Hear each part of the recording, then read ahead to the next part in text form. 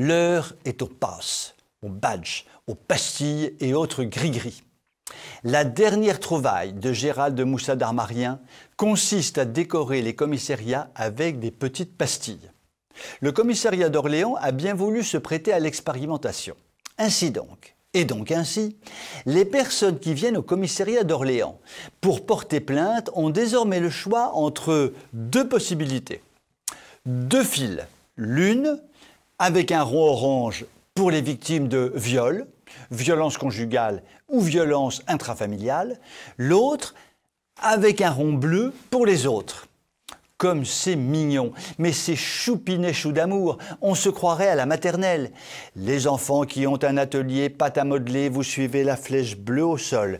Ceux qui partent à la bibliothèque pour l'heure du conte LGBT, c'est la flèche arc-en-ciel. Non mais sérieusement, comment une idée aussi tordue a pu germer dans la petite tête de notre ministre de l'Intérieur favori? Il faut quand même se représenter la scène. Une femme vient de subir les pires outrages, a été violée dans la rue, battue par son mari et devant ses enfants. Imaginez les pires horreurs dont notre France orange mécanique a le secret.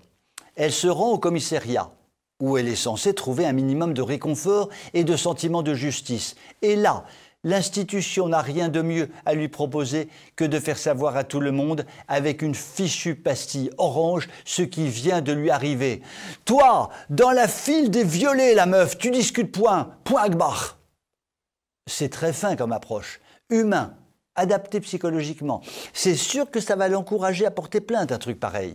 Comme toujours, nos chers dirigeants ne se posent jamais la question des effets pervers de leurs mesures à la noix. En fait, c'est peut-être un machin inventé par Gérald de Moussa pour faire baisser les statistiques de viol et de violence faites aux femmes qui, comme vous le savez, ont souvent un lien, relativement fortuit avec l'arrivée de certaines populations sur notre territoire.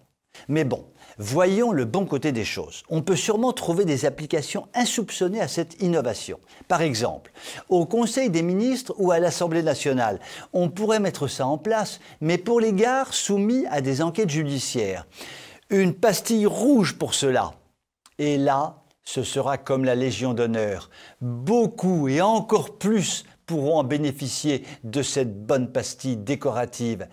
Contrairement à ce qui était dit dans l'Évangile il y a environ 2000 ans, pour cette pastille rouge, il y aura beaucoup d'appelés et encore plus d'élus. Je vous souhaite une très bonne soirée.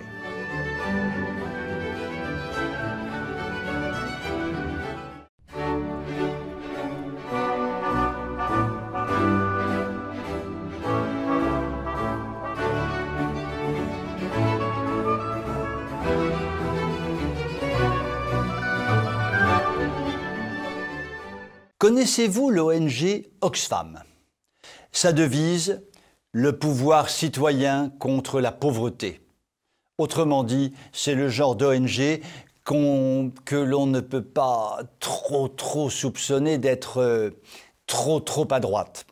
Bien-pensance mondialiste, lutte pour les réfugiés et pour le climat, ils sont assez Greta-compatibles et pas franchement complotistes, si vous voyez ce que je veux dire. Je ne sais pas si vous voyez ce que je veux dire, mais moi, je vois ce que je veux dire. Eh bien, tenez-vous bien, les irréprochables d'Oxfam tirent la sonnette d'alarme sur les scandaleux profits réalisés par les magnats de l'industrie pharmaceutique à la faveur de la pandémie du Covid-19. Oui, ils font un dig-dang-dong alarmiste sur le sujet. Dans le peloton de tête de ces magnats, on trouve même le PDG de Moderna, le Marseillais Stéphane Bancel, un Français donc, enfin, si l'on considère que Marseille est encore une ville française. La fortune de notre Stéphane s'élève maintenant à 4 milliards 300 millions de dollars, ce qui représente tout de même un petit Himalaya de dollars. Où cache-t-il ces petits milliards, le bon Stéphane? Dans quel matelas? Sous quelle paillasse? Eh bien, un rapport du Centre de recherche sur les sociétés multinationales révèle que les bénéfices réalisés grâce au vaccin sont progressivement placés dans des paradis fiscaux. Pour une fois où les magnats s'affichent catho-compatibles en cherchant le paradis, on ne va quand même pas s'en plaindre. Voyons cela de près. L'Union européenne a payé ses commandes à la filiale de Moderna installée à Bâle en Suisse une fois, comme disent les Belges. Cela permettra au groupe de profiter d'un taux d'imposition très bas, un taux de 13%. Dans le baba, le fisc français avec ses taux d'imposition autour de 30%. Selon le rapport, les bénéfices de Moderna devraient être normalement se trouver partout où Moderna a une activité économique, donc répartis entre ses multiples filiales à travers le monde et donc fiscalisés de façon juste. Point du tout. Comme par hasard, les bénéfices sont exclusivement dirigés vers la filiale suisse. C'est bien commode, ma foi. Mais Moderna ne met pas tous ses œufs dans le même panier. En effet, la firme pharmaceutique a trouvé le moyen de ne pas payer d'impôts sur les brevets déposés. 780 brevets ont en effet été déposés dans le Delaware, un État des United States pour les ignares, où les revenus des 10 brevets seront exonérés d'impôts. C'est bien commode, ma foi! Tout en sachant bien sûr que l'honorable société se débrouille pour toucher des aides publiques, pour développer ses vaccins revendus à prix d'or tout aussi honorables. C'est gagnant-gagnant plus comme nous pouvons l'imaginer. Des philanthropes, ces braves gens de chez Moderna. La preuve, ils concentrent principalement leur offensive sur les pays riches qui ont les moyens de les payer et de les subventionner, le tout pour leur permettre d'engranger de juteux profits et éventuellement graisser les pattes crochues de ceux qui poussent le vaccin à fond les manettes. Je dis éventuellement, ce n'est qu'une hypothèse personnelle bien sûr. Finalement, c'est beau l'entraide sanitaire et la fraternité entre les peuples. En fait, toutes ces informations assez hallucinantes sur Moderna, données par Oxfam, l'ONG gaucho, ne peuvent être qualifiées que de complotistes. Je vous souhaite une très bonne soirée.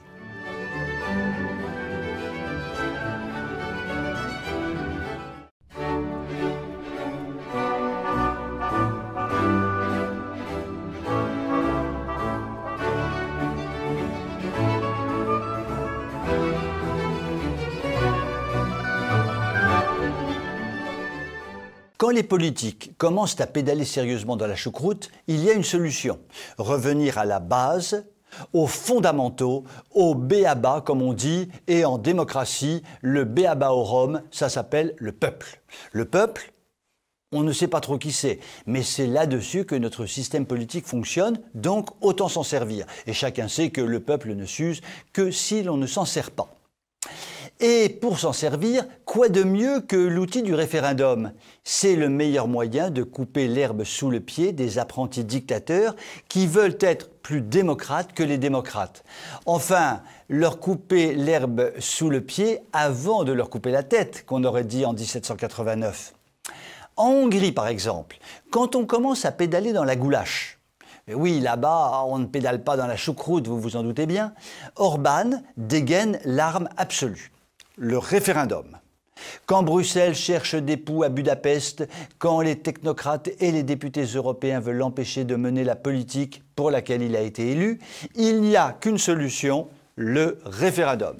Le verdict du peuple est le seul à même de clouer le bec aux esprits chagrins qui veulent le bien des peuples, malgré eux, bien sûr. Viktor Orbán a donc décidé de mettre en place une politique interdisant la propagande sexuelle version LGBT auprès des petits-enfants hongrois. Ça n'a pas du tout plu à la bien-pensance unioniste, qui a pour objectif avoué de pervertir la jeunesse le plus tôt possible. Du coup, von der Leyen, la présidente de l'Union, dite de droite, laissez-moi m'étrangler de rire, et de toute la clique ont fait les gros yeux et ont voulu obliger Orbán à faire machine arrière. Arrière, Satorban, vade retro, Satorban, en latin cette fois, désolé pour le pape François. Mais Orbán en a vu d'autres et ne compte pas se laisser faire. Il va demander à son peuple ce qu'il en pense. Et comme il y a toutes les chances que son peuple soit d'accord avec lui, Bruxelles l'aura dans le baba. choucroute, baba au rhum, goulash. Décidément, je vous parle beaucoup de cuisine aujourd'hui. Allons donc voir ce qui se passe du côté de la bonne fondue suisse. Les Suisses, comme vous le savez certainement, sont les rois de la démocratie participative. Dès que la fondue commence à attacher au fond de la casserole et que ça sent le roussi, hop, ils dégainent une votation populaire. C'est comme cela qu'ils ont réussi à bloquer l'application du pass sanitaire dans la Confédération. Ils ont obtenu le nombre de votes suffisant pour la suspendre en attendant que soit organisé un référendum à l'automne. En voilà un bon moyen de remettre les petits Suisses dans le droit chemin. En attendant, nous, en France, la politique, c'est le hachis parmentier. Ça ne ressemble pas à grand-chose et ça nous étouffe. Un bon petit référendum pour remettre de l'ordre dans tout ça? Je vous souhaite une excellente soirée.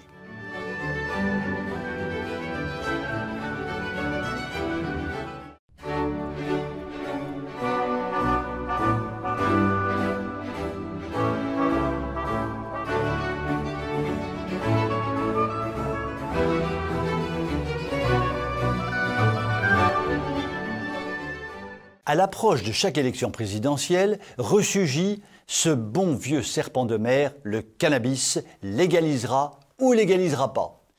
Ça pour sûr, mon beau monsieur, que comparé à la montée du chômage, à la succession des faillites, à l'explosion de la dette ou au scandale de l'immigration, c'est un problème fondamental, la légalisation du cannabis, qui mérite amplement réflexion. Si, je vous assure, croyez-moi, bon sang de bois, je suis même sûr que vous n'avez même pas imaginé toutes les implications du problème cannabis. Le hashish, la marijuana ou l'opium du peuple, quel que soit le joli petit nom qu'on leur donne, emploie aujourd'hui sur tout le territoire français des milliers d'honnêtes travailleurs clandestins qui travaillent en toute bonne foi dans l'illégalité et qui en ont bien besoin pour faire vivre leur famille. Jérôme Fourquet, dans son fameux ouvrage « L'archipel français », qui défrayait la chronique il y a peu, est formel. Le secteur du joint est l'un des premiers employeurs de France.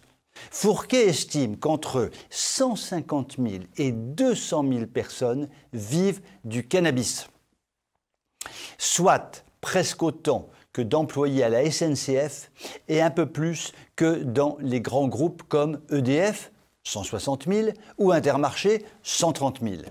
Et oui, quand même. Les recettes annuelles du marché du cannabis sont estimées à environ 2 milliards d'euros. Et oui, quand même. Vous rendez-vous compte du bazar qu'on va mettre si on légalise tout ça? Et oui, quand même. Cela va ficher une pagaille noire dans des quartiers entiers structurés par ce petit commerce qui a ses patrons, ses salariés, son système de contrôle social et de licenciement à coups de kalachnikov et même ses mutuelles en cherchant bien. Donc, si vous passez tout ça sous le contrôle de l'État, vous risquez de déstabiliser des zones entières de territoire. Des zones qui, a priori, ne sont pas parmi les plus faciles à gérer dans notre bon vieux pays qui part en quenouille. Tiens, d'ailleurs, à propos de quenouille, et si l'on essayait de commercialiser un joint à la quenouille? Ça pourrait avoir du succès. Bon, revenons au cannabis. Même si le consommateur de cannabis appartient à des milieux socio-professionnels diversifiés et qu'on en trouve aussi dans l'ouest parisien et même en cherchant bien à Versailles, boulevard de la Reine ou bien place du Marché, il est évident que les lieux de production et de commerce sont plutôt du côté de Sarcelles et de Garges-les-Gonesse. Des coins un peu susceptibles qui n'aiment pas trop qu'on vienne les chatouiller de trop près, sauf à prendre le risque de se faire transformer en chair à quenouille. Concrètement, ça veut dire quoi?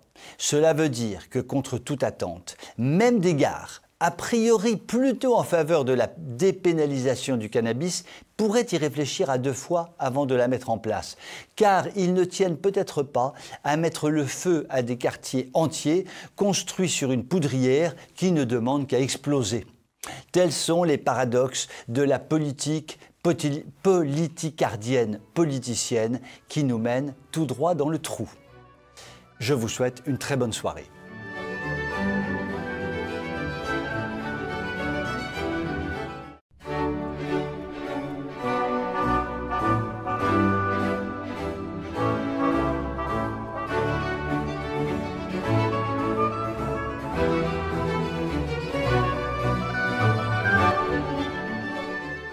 Lorsque l'on veut regarder ses mails en passant par Orange, il s'affiche une page qui a la prétention d'être un journal, qui a l'apparence d'un journal, qui a l'odeur d'un journal, mais qui ressemble furieusement à un torchon, voire à une serpillière, et qui est à l'information ce que le goulag fut à la douceur de vivre.